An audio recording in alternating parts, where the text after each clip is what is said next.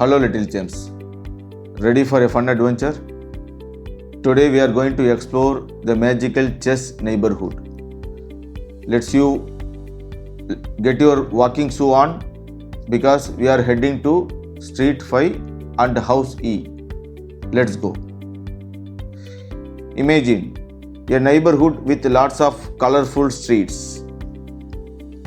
So these are all the streets, all neatly numbered from 1 to 8.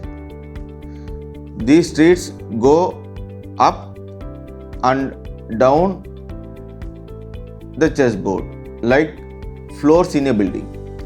Now each street has a row of beautiful houses. So these are all considered as houses. The houses are labeled from A to H, just like the alphabet. Let's visit Street 5. So where is Street 5? This is Street 5. So let's visit Street 5. That's the fifth street in our chess neighborhood. Let's find the house E. It's on the Street 5, fifth house.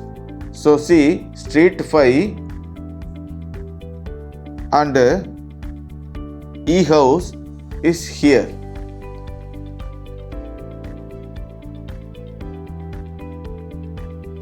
Now put them together and you get E5. So the E5 house is this position, correct? That's what we are on the chessboard. Now practice time. Now it's your turn. Let's go to another walk. Imagine you are on Street 3. We stop at house G. Can you figure out what square that is on the chessboard? Take a second to think.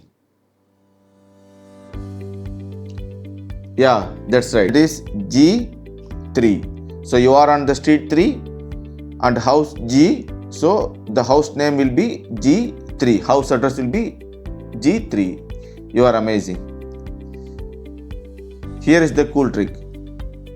Think of the letter A to H as house in a row and number 1 to 8 as street. Wherever you say a square name, just combine the house letter with the street number.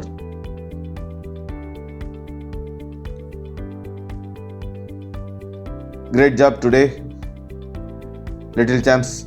Now you know how to find the square on the chessboard. Just like visiting house in the neighborhood, keep practicing your street and house names, and soon you will be a chess notation pro. Until next time, happy learning.